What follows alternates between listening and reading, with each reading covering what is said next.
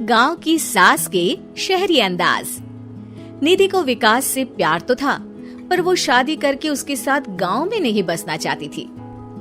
मुझे गांव अच्छा लगता है, पर दिक्कत यही है कि मैं वहाँ रह नहीं पाऊंगी। मुझे वहाँ के माहौल के बारे में कुछ भी नहीं पता है। अरे माहौल में ढल जाओगी तुम, थोड़ा टाइम तो लो। और विकास गांव में ही रह के ऑर्गेनिक खेती करता है, इतना अलग काम है। और यहाँ शहर में क्या है, कितना प्रदूषण और भीड़ है यहाँ। पर विकास यहाँ आके भी तो खेती कर सकते हैं ना।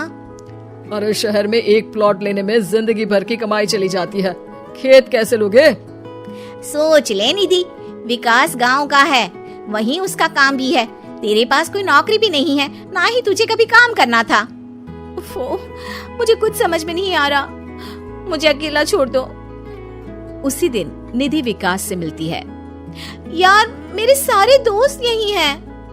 अरे दोस्त तो गांव में भी बन सकते हैं ना निधि। गांव के लोगों से कैसे दोस्ती कर पाऊंगी?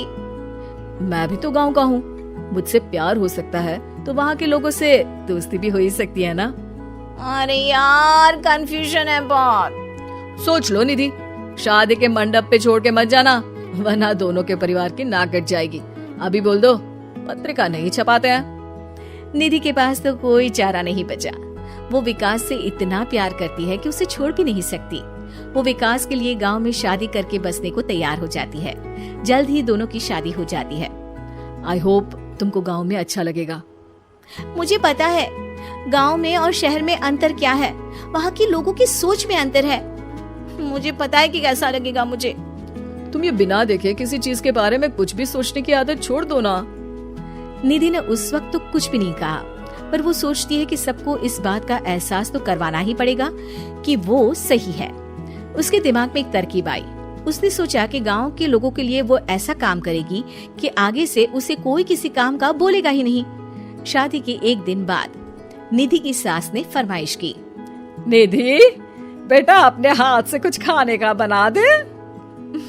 बिल्कुल सासू माँ, थोड़ा सा रुकिए, अभी बनाती हूँ। ये सही मौका था निधि के पास ये बताने का कि गांव के लोगों और उसके रहन सहन में कितना अंतर है। रोटी सब्जी दलिया भाजी खाने वालों के लिए पिज्जा बना देती हूँ, तब इनको समझ में आएगा। न खा पाएंगी, न कभी कुछ बनाने की बात कहेंगे। थोड़ी देर में निधि सास के लिए पिज्जा बनाकर ले आती है। ये लीजिए माँ जी, आपके लिए मैंने ये बनाया है। इसे हम शहर में पिज्जा कहते हैं, है ना बेटा? है? आपको कैसे पता कि इसे पिज्जा कहते हैं?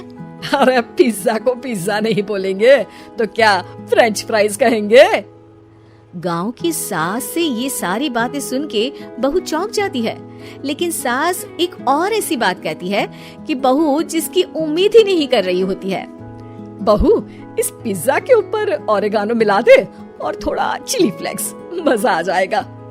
माँ जी, गांव में रह के भी आपको ये सब कैसे पता है? अरे यूट्यूब टीवी सब खबर रखते हैं हम भी। इंटरनेट है जहाँ, जानकारी है वहाँ। अरे वाह माँ जी।